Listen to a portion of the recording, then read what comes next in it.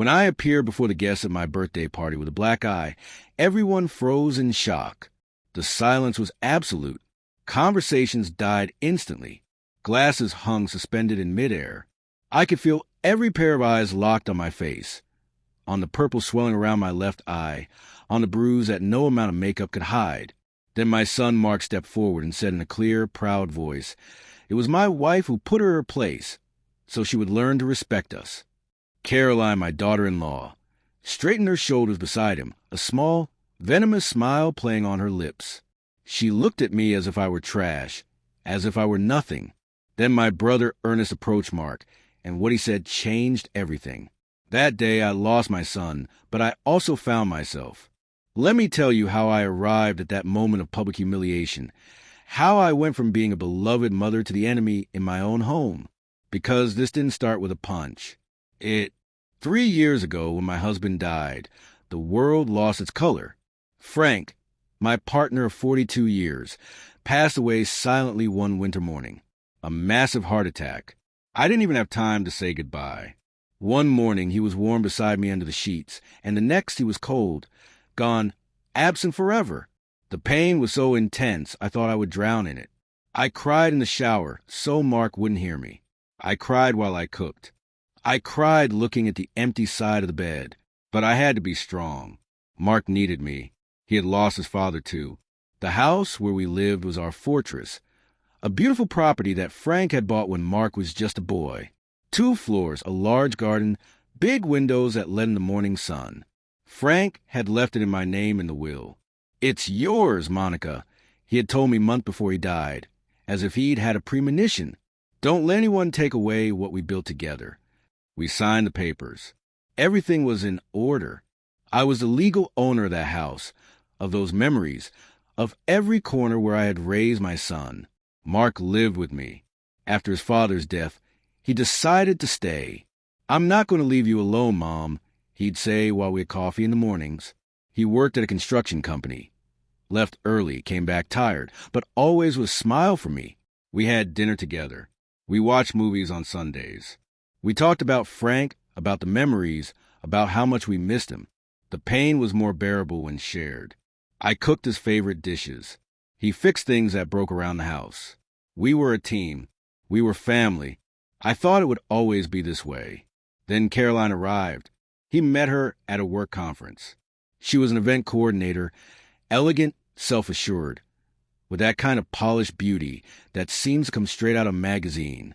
Dark hair always perfectly styled, impeccable nails, expensive clothes. The first time he brought her home, she smiled at me with pearly white teeth and gave me a hug that felt calculated, measured to the millimeter. "Mrs. Monica, Mark talks so much about you," she said in a sweet voice. "It's a pleasure to meet the woman who raised such a wonderful man." I wanted to believe her. I wanted to think she was genuine. I prepared a special dinner that night. Roast chicken with the spices Mark loved, fresh salad, homemade bread still warm. Caroline ate little, pushing the food around on her plate while making comments about carbs and calories. "I hardly eat any starches," she said, looking at the bread with something close to contempt. "You have to take care of yourself, right?" She smiled at me, but there was something sharp in that smile, something that made me uncomfortable. Over the next few months, Caroline became a part of our lives. She came to dinner 2 or 3 times a week, always polite, always smiling. But I started to notice little things. The way she looked at the house as if evaluating it. The comments that seemed innocent but had hidden barbs. "This living room is so classic," she'd say, touching the furniture Frank and I had chosen together. "I bet they're 30 years old, right? There are such modern styles now." Or when she saw the family photos on the wall. "How nice that you keep so many memories of the past, Monica. Though sometimes clinging so tightly to yesterday doesn't leave room for tomorrow." Mark noticed nothing. He was in love, blind. When I tried to mention something, he would defend her with a condescending smile. "Mom, Caroline just wants to help. She's used to organizing spaces. It's her job." And I would keep quiet. I didn't want to be that mother-in-law, that bitter woman who doesn't accept her son's partner. So I swallowed my doubts and smiled. They got married 6 months later. A small but elegant wedding. Caroline organized everything. I barely participated. "Don't worry, Mrs. Monica," she would tell me. "I'll take care of it. You just relax and enjoy." On the wedding day, as I watched them exchange vows, I felt a knot in my stomach. I missed Frank. He would have known what to say. He would have seen what I was beginning to see. After the honeymoon, Caroline moved into the house. "It's temporary, Mom," Mark explained, "just until we find our own place." I agreed. He was my son. I wasn't going to deny him a roof over his head. But temporary became 1 month, then 2, then 6. And with each passing day, Caroline took up more space. She reorganized the kitchen. She changed the dining room curtains. She moved the living room furniture. "We just need to feel at home, Monica," she would tell me with that soft smile. And I let her do it because I didn't want problems. But then the party started. Caroline invited friends, colleagues, people I didn't know. She would fill the living room. They would laugh loudly, drink late into the night. And when I appeared, the atmosphere would change. The conversations would stop. They looked at me as if I were an intruder in my own house. "Mom, don't you want to rest?" Mark would say gently, "We'll take care of things here." And I would go up to my room, feeling displaced, invisible, redundant. Have you ever felt like a stranger in your own home? Have you watched someone slowly take over your space, and you can't do anything to stop it? Tell me in the comments if you've experienced something like this, because I was living a silent nightmare, and I didn't even know it. The months passed, and the house was no longer mine. Not legally, not on paper, but in every detail that mattered. Caroline redecorated without asking for permission. One day, I came home and the cream-colored curtains that Frank had chosen were gone. In their place hung gray minimalist fabrics that made the living room feel cold and impersonal. "The other ones were just so outdated, Monica," Caroline explained as she folded the old curtains into a box. "These are more elegant, more current. You'll see, you'll get used to them." But I didn't want to get used to them. I wanted my curtains. I wanted my house. I wanted someone to ask me before changing the things Frank and I had built together. Mark worked more and more hours. He left before dawn and came back after 9 at night. We ate dinner separately, me in the kitchen, them in the dining room with the door closed. I could hear their laughter, their private conversations, but I was no longer a part of it. I was no longer a part of my son's life. When I tried to talk to him, he was always tired, distracted, looking at his phone. "We'll talk later, Mom," he'd say without looking up. "I have to check some emails right now." And I was left with the words stuck in my throat. Caroline started making more direct comments. She no longer bothered to disguise her barbs with sweetness. One afternoon, while I was cooking, she came into the kitchen and wrinkled her nose. "Monica, do you always cook with so much grease? The smell just seeps into the whole house." She left a scented candle on the counter. "Use this afterwards, please. My friends are coming over tomorrow, and I don't want it to smell like old food." Old food? That's what she called the stew I was making. The same recipe Mark had loved his entire life. I started to cook less, to shut myself in my room more. The house felt hostile. Every space had Caroline's mark on it. Her magazines on the coffee table. Her shoes by the entrance. Her expensive perfume floating in the air. I was becoming invisible, a ghost in my own home. And the worst part was that Mark didn't see it, or didn't want to see it. One night, I went downstairs for some water. It was past 11. I thought everyone was asleep, but I heard voices in the study. The door was slightly ajar. I approached without making a sound. Caroline was talking to Mark, her voice low but intense. "We can't go on like this, honey. This house is too big for 3 people. And your mother, she's getting older. Wouldn't it be better if she lived in a smaller place? More manageable for her? There are very nice retirement homes with people her age. She'd have company. She'd be happy." My heart stopped. Mark was silent for a moment that felt like an eternity. Then he sighed. "I don't know, Caroline. She's my mother. I can't just kick her out." Caroline let out a soft laugh. "It's not about kicking her out, my love. It's about all of us having our own space. Think about it.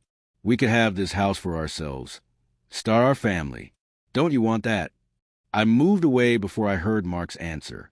I went up the stairs on trembling legs. I locked myself in my room and cried silently, my face buried in the pillow, so they wouldn't hear me. They wanted to get rid of me. They wanted my house. The house Frank had left me. The house where I had raised my son. And Mark was considering it. My own son was thinking about getting rid of me as if I were an old piece of furniture that no longer fit the new decor. The following days were tense. I couldn't look at Caroline without feeling sick. She knew it. I could see it in her eyes, in the way she smiled at me with that calm superiority. She knew I had heard, and she didn't care. In fact, she seemed to enjoy it. She started to become more territorial. Monica, could you knock before entering the living room? Sometimes we're having private conversations. Oh, Monica, it's better if you don't use the washing machine after 7. The noise bothers us when we're watching TV. The house had rules now. Rules I hadn't made, rules that made me an unwelcome guest. I tried to talk to Mark one morning. I caught him before he left for work. Son, I need to talk to you. He was checking his briefcase. Rushed as always. What's wrong, Mom? I took a deep breath. I feel like Caroline and we're not doing well. I feel like I'm not welcome here anymore. Mark frowned. Mom, don't say that. This is your house. But he said it automatically without conviction, like someone repeating a learned phrase. Then why do I feel like I have to ask permission for everything? Why do I feel like I'm in the way? Mark ran a hand through his hair, uncomfortable. It's just that Caroline is used to having her space. It's nothing personal. Just try to be more flexible. Okay? For me, please. And he left. He left me standing there with the words of defense that never came. That night, Caroline hosted another dinner party. 6 people arrived. They took over the dining room, loud and cheerful. I was in the kitchen, making myself a cup of tea, when one of Caroline's friends walked in. She looked at me, surprised. Oh, hello. I didn't know someone else was here. Before I could answer, Caroline appeared behind her. Ah, that's Monica, Mark's mother. She lives here. The way she said it, she lives here, as if I were a freeloader, as if it wasn't my house. The friend nodded politely, and they left. I heard their laughter from the dining room. I stood there in my own kitchen, feeling small, humiliated, invisible. The weeks went by. Caroline started talking about renovations. This kitchen is so old, she'd tell Mark while I was standing right there, as if I couldn't hear her. We should modernize it, change the cabinets, put an island in the center. Have you seen how much a property's value increases with a renovated kitchen? We could invest about $20,000 and get double that back if we ever sell. Sell? She said we sell as if the house were hers, as if I didn't exist. Then came my birthday, 70 years old. Mark suggested having a party. You deserve to celebrate, Mom, he told me with a smile that reminded me of the boy he once was. For a moment, I felt hope. Maybe things could get better. Maybe I still mattered. Caroline took care of everything. She invited family, friends, neighbors. She decorated the living room with silver balloons and garlands. She prepared a table with elegant appetizers. On the outside, everything looked perfect, but I felt a strange tension in the air. Something wasn't right. The morning of my birthday, I went downstairs for breakfast. Caroline was in the kitchen talking on the phone. When she saw me, she ended the call abruptly. Good morning, Monica. Her tone was cold. I poured myself coffee in silence. She just stood there watching me with an expression I couldn't decipher. Do you know what day it is? I asked, trying to break the ice. Yes, your birthday. Silence. And also the day you should be making some important decisions about your future. My hand stopped with the cup halfway in my mouth. What do you mean? Caroline crossed her arms. Mark and I have been talking. We need this house, Monica. We want to start a family. We need space, privacy. And you need a place more suitable for your age. I felt the floor move beneath my feet. This is my house, Caroline. She smiled that small, venomous smile. For now. I didn't know what to say. I went to my room, my heart racing. I sat on the edge of the bed, trembling. What was happening? How had I gotten to this point? I looked at the photos on my nightstand. Frank and me on our wedding day, Mark as a baby, our happy family. And now everything was falling apart. That afternoon, I got ready for my own party, feeling a huge weight on my chest. I put on the ivory dress I had bought especially for the occasion. I carefully applied my makeup, trying to hide the dark circles, the marks of insomnia and distress. But when I looked in the mirror, I saw a tired woman, a woman who was losing the battle in her own home. I took a deep breath. I had to go down. The guests would be arriving soon. I couldn't hide in my room on my birthday. I went down the stairs slowly. The living room was transformed. Caroline had done a flawless job. Everything looked elegant, sophisticated, perfect, but it didn't feel like my party. It felt like someone else's event. The first guests started to arrive. My brother, Ernest, was one of the first. He hugged me tightly and whispered in my ear, "Are you okay? You look pale." I forced a smile. "I'm fine, just a little tired." He looked at me with concern but didn't press. More people arrived. Cousins, old friends, neighbors. Everyone congratulated me, hugged me, wished me the best. For a moment, surrounded by people who loved me, I almost forgot the tension I was living in. Caroline moved among the guests like the perfect hostess. Smiling, charming, attentive. Mark was by her side, proud of his wife. I watched them from a distance, feeling like I was watching someone else's life. My own party, and I was a spectator. Caroline approached me at one point with 2 glasses of wine in her hands. She offered me one. "Happy birthday, Monica," she said with that smile that no longer fooled me. I took the glass out of politeness. "Thank you for organizing all this." She tilted her head. "It's the least I could do. After all, soon this house will be completely ours, and we want to start off on the right foot."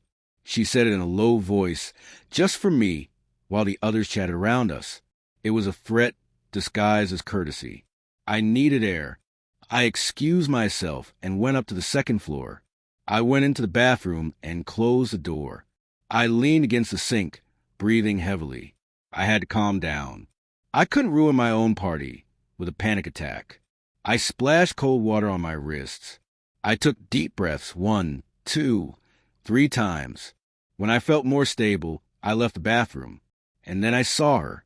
Caroline was in the hallway in front of my bedroom door. She had my jewelry box in her hands. My jewelry box, the small wooden chest where I kept a few pieces of jewelry Frank had given me over the years. "What are you doing?" I asked, my voice trembling. Caroline turned without a hint of guilt on her face. "Just looking. This jewelry is very old, isn't it? I bet it's worth something." I walked towards her and snatched the jewelry box from her hands. "You have no right to touch my things." She laughed, a soft, dismissive laugh. "Calm down, Monica.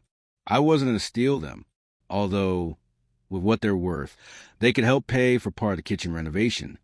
I felt rage rising in my throat like lava. "Get out of my room." Caroline took a step towards me. We were inches apart. "This isn't your room. This is our house. And the sooner you understand that, the better for everyone." Something inside me broke. All the accumulated humiliation, all the forced silence, all the invisibility I had endured for months suddenly exploded. "This house is mine. It's in my name. Frank left it to me, and you have no right." The words came out with more force than I expected. Caroline's eyes narrowed. Her face changed. The mask of politeness fell away, and I saw something ugly, something cruel underneath. "You're a ridiculous old woman clinging to the past. Mark doesn't need you anymore. I'm his family now, and we will get this house, with or without your permission." I should have stayed quiet. I should have gone downstairs and forgotten about it. But I couldn't. "Get out of my room right now, or I'm calling Mark." Caroline let out a laugh. "Call Mark. Go ahead. He always believes me. Always." And she was right. We both knew it. But I couldn't back down now. "Out." I pointed to the door. Caroline looked at me with pure hatred. Then, without warning, she pushed me. It wasn't a hard push, but I wasn't expecting it. I lost my balance. My hip hit the edge of the dresser. I tried to grab onto something, but my hand slipped I fell sideways. My head hit the corner of the nightstand. The pain was instant, sharp, blinding. I brought my hand to my eye and felt wetness, blood. Caroline just stood there, looking down at me on the floor. For a second, I saw something like fear in her eyes, but she composed herself quickly. "You tripped on your own," she said in a firm voice. "You're old and clumsy. You fell." She looked at me for a few more seconds and then left the room, closing the door behind her. I stayed there on the floor, touching my eye, which was beginning to swell. The physical pain was nothing compared to the humiliation, the helplessness, the horror of what had just happened. I don't know how long I was there. Maybe 5 minutes, maybe 10. I finally got up. I looked in the mirror. The skin around my eye was already turning purple. There was a small cut on my eyebrow. The blood had left a thin line down my cheek. I cleaned it with a towel. I tried to cover it with makeup, but it was useless. The bruise was too obvious. Downstairs, I could hear music, laughter, conversations. My party was going on as if nothing had happened. And I was up here, bleeding, beaten, broken. I thought about not going down, about staying locked up, about waiting for everyone to leave. But then I heard Mark's voice calling me. "Mom, come on. We're going to cut the cake." I couldn't hide. It was my birthday. I had to face what had happened. So I went down slowly. Every step was an effort. When I reached the last step, the conversation stopped. One by one, the guests turned to me. I saw their faces change, surprise, horror, confusion. The silence felt like a tombstone. Mark was the first to speak, but not with concern, not with alarm. He stepped forward and said in a clear, almost proud voice, "It was my wife who put her in her place, so she would learn to respect us." The words fell like bombs in the middle of the silence.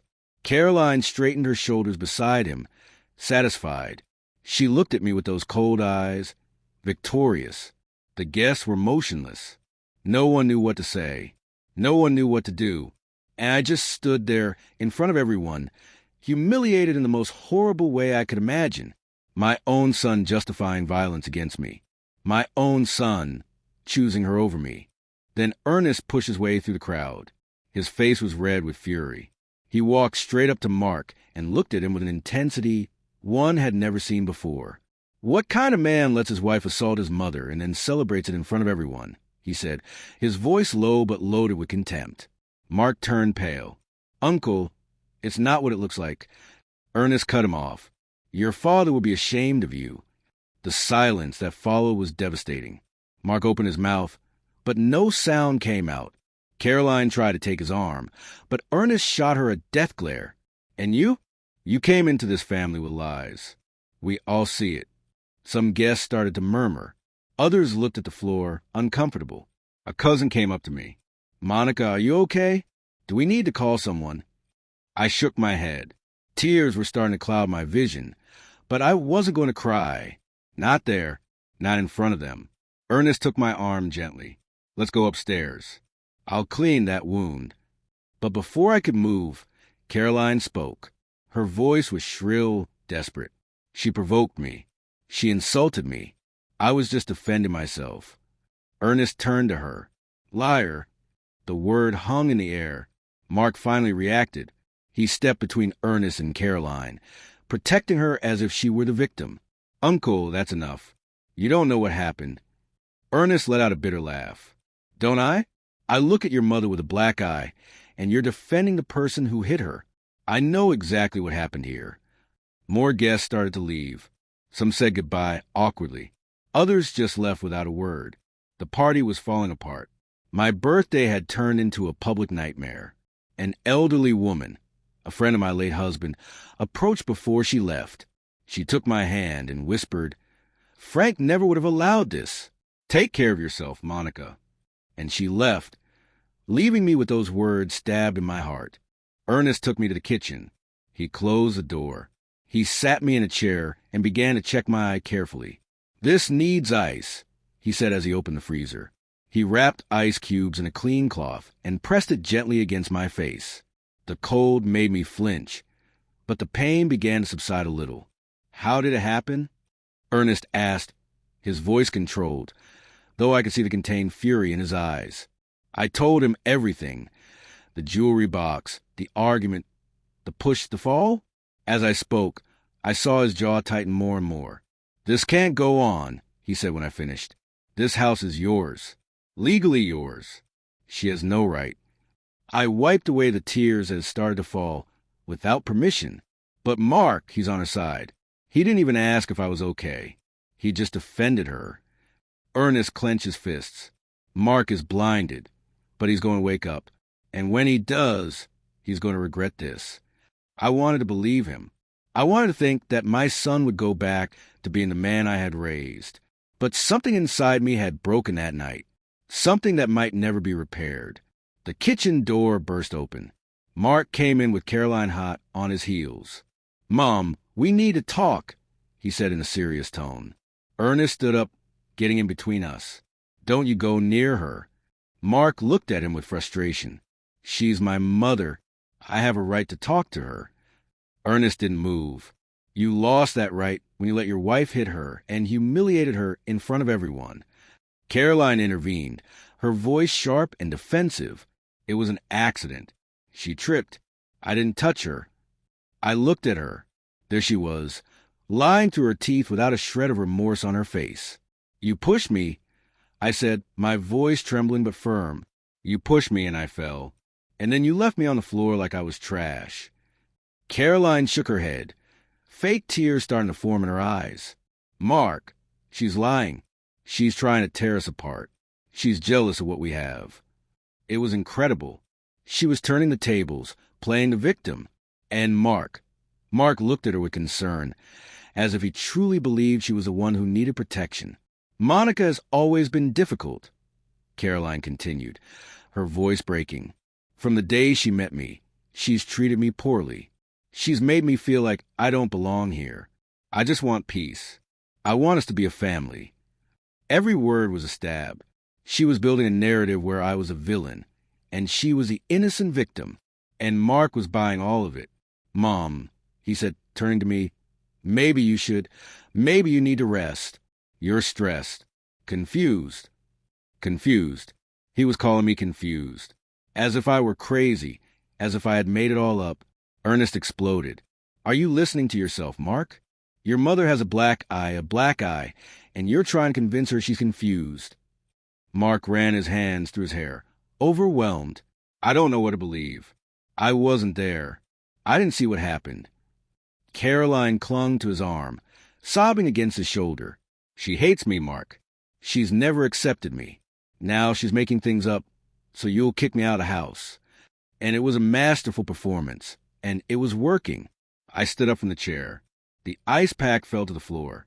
I looked my son directly in the eyes. "Mark, I am your mother. I raised you. I gave you everything I had. I loved you unconditionally. And now you're calling me a liar to protect a woman who hit me." My voice broke on the last word. Mark looked away. He couldn't meet my gaze. And in that moment, I knew I had lost him. Maybe not forever, but right then, Caroline had won. "I want you to leave," I said with all the dignity I could muster. "This is my house. I want you to pack your things and go." Caroline stopped crying instantly. Her face hardened. "This house is too big for you alone. You need help. You need supervision." The word supervision sounded like poison. Ernest took a step forward. "The only one who needs to leave is you. Monica is the legal owner of this property. You can leave voluntarily, or we can call the police and have you removed by force." Mark finally spoke, and his words shattered me. "We're not leaving. This house should be mine. My father built it for our family. For me, it's not fair that Mom has everything when I need to start my own family." There it was, the truth. He didn't care about my well-being. He didn't care that I had been hit. He cared about the house, the property, the money. Caroline had put that idea in his head, and now he was repeating it as if it were his own. "Your father left this house to me because he trusted me to take care of it," I said, my voice shaking, "because he knew it was my sanctuary, my security. And you want to take it from me." Mark didn't answer. Caroline did. "You need to be realistic. Monica, you're old. How many more years are you going to live here? 10? Maybe 15 if you're lucky. We're young. We need the space now. We can take care of you somewhere else, a more appropriate place. Every word was calculated, cold, merciless. Ernest took out his phone. I'm calling the police right now. Mark turned pale. Uncle, don't do this. I'm your nephew. Ernest looked at him with deep disappointment. And she is my sister, and you are destroying her for a woman who only wants your money. Caroline laughed. My money? Mark doesn't have any money. Everything is in her name. She pointed at me with contempt. That's why we're here. That's why we need her to understand she's not alone in this anymore. The kitchen door opened again. It was David, the family lawyer. He had been a close friend of my husband and had drafted his will. Apparently, someone had called him during the chaos of the party. He walked in with his briefcase in hand, looking at the scene seriously. Good evening. I heard there was some trouble here. His presence immediately changed the atmosphere. Caroline tensed up. Mark looked confused. Ernest sighed in relief. David, thank goodness you're here, Ernest said. We need to clear up a few things about the ownership of this house. The lawyer nodded. He opened his briefcase and took out a folder. I brought the documents. I thought we might need them. He looked at Mark and Caroline. I believe there's some confusion about the legal status of this property. Caroline straightened her back, trying to regain her composure. There's no confusion. We all know the house is in Monica's name, but Mark is her son, her only heir. It will be his eventually. David looked at her with neutral expression, but his eyes were sharp. That's not exactly correct. He opened a folder and took out several documents. Your late husband's will have certain specific clauses. My heart started beating faster. Clauses? Frank never mentioned anything like that. The lawyer continued. The house was left to Monica in absolute ownership, but there is a protection clause. Mark frowned. What does that mean? David glanced at me briefly, as if asking for permission. I nodded. I needed to know. Everyone needed to know.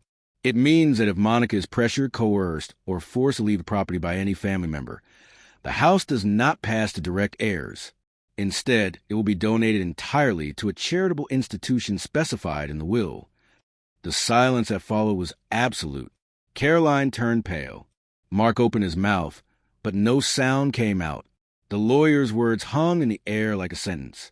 Caroline was the first to react. That's ridiculous. That can't be legal. David looked at her with professional calm. It is completely legal. Your husband made his intentions very clear. He wanted to protect his wife from any kind of family pressure after his death. He took another document from the folder. Here is the exact clause. If Monica is forced to sell, donate, or abandon the property under duress of any kind, the house automatically passes to the St. Gabriel Senior Foundation. Mark would inherit absolutely nothing. Mark slumped into a chair. His face had lost all its color. Dad did that? It wasn't a question. It was a statement filled with shock. David nodded. Your father was a wise man. He had seen many cases of families destroyed by inheritances. He wanted to make sure Monica had a safe place for the rest of her days, without pressure, without manipulation. He looked directly at Caroline when he said the last word. She clenched her fists, her massive sweetness now completely shattered. Only naked rage remained on her face. So all this time, Ernest said, looking at Caroline with contempt, this whole plan to get my sister out of her house, all the humiliation, the disrespect, the push today, it was all for nothing, because you were never going to get this house. Caroline took a step back as if she'd been slapped. I didn't have a plan. But her voice sounded hollow. We all knew the truth now. Everything was clear. The renovation she wanted to do, the comments about the property's value, the conversations I'd overheard about nursing homes. It had all been a calculated strategy to push me out of my own house. Mark slowly got up. He looked at me. He really looked at me for the first time in months. I saw confusion in his eyes. I saw shame starting to appear. Mom, I didn't know. His voice was barely a whisper. I didn't know about that clause. I looked at him, feeling a deep pain in my chest. But you knew they were making me feel bad. You knew I felt displaced in my own home, and you did nothing. You chose to believe her instead of me.